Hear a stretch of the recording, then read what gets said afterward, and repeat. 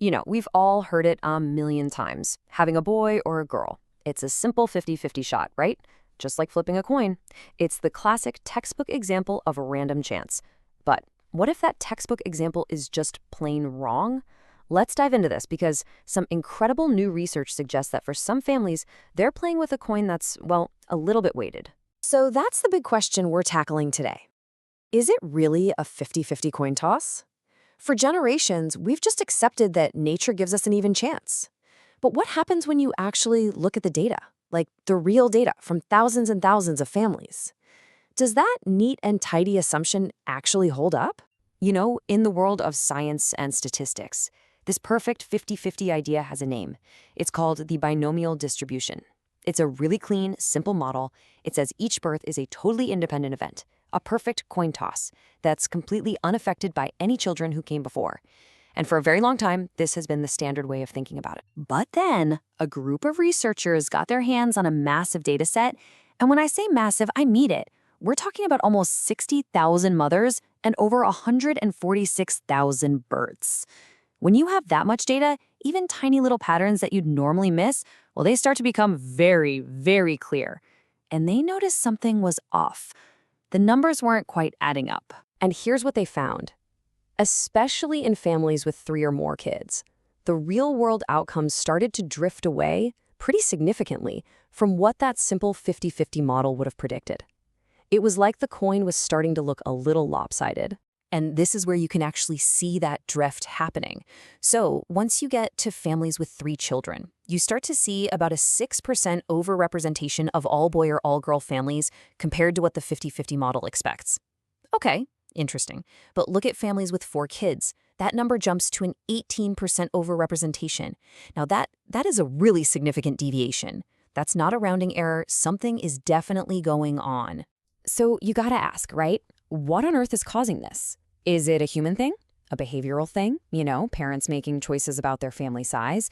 Or is there something deeper at play? Something biological that's putting a thumb on the scale? The most logical behavioral explanation is a theory researchers have dubbed coupon collection. And the idea is pretty simple. A lot of parents want at least one of each, right?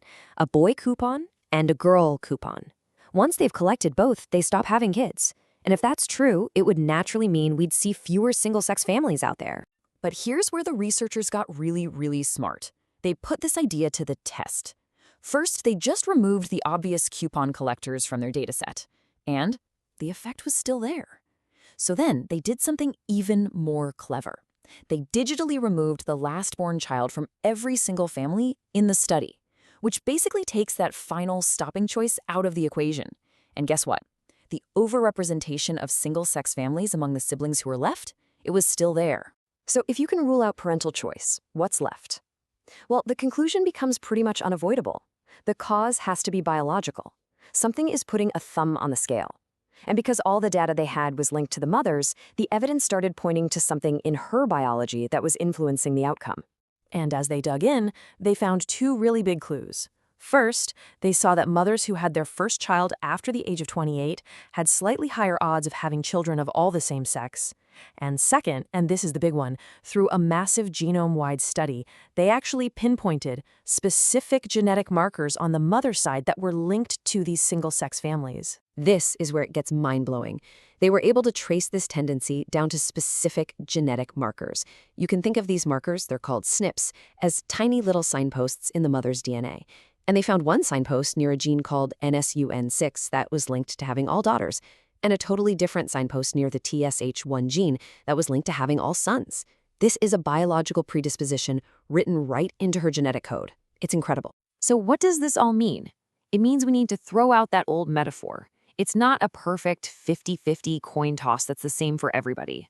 A much better way to think about it is as a weighted coin toss, where the probability is actually slightly different for each mother, influenced by her age and her unique genetics. And of course, there's a new, more accurate statistical model for this weighted coin idea. It's called the beta binomial distribution. Now, unlike that simple binomial model we talked about earlier, this one accounts for the fact that the probability, the weighting of the coin, isn't fixed at 50-50 for the whole population. It can actually vary from one person to the next. Okay, so let's make this super practical. What does this actually mean for a real family? Let's imagine a couple who already has 3 boys. They decide to try for a 4th child. Now, according to the old model, the odds of having another boy are still just 50-50. But what does this new weighted coin model predict? The probability is 61%, not 50. 61. That's a huge difference. What this tells us is that having 3 boys in a row is really strong evidence that this particular family is working with a coin that is biologically weighted towards landing on boy. And hey, this isn't just a boy thing. The study found the exact same kind of pattern for girls. If a family already has 3 girls, the probability of the 4th child also being a girl is 58%. So in both cases, past results are actually an indicator of future outcomes, which just completely defies the logic of a simple random coin toss. The researchers themselves summed it up absolutely perfectly in their paper. They said that for families who keep having children of the same sex, trying for the next one isn't just a weighted coin toss, it's like they're doing a coin toss with a 2-headed coin. What a powerful, provocative thought that just completely changes how we think about one of the most fundamental aspects of human life.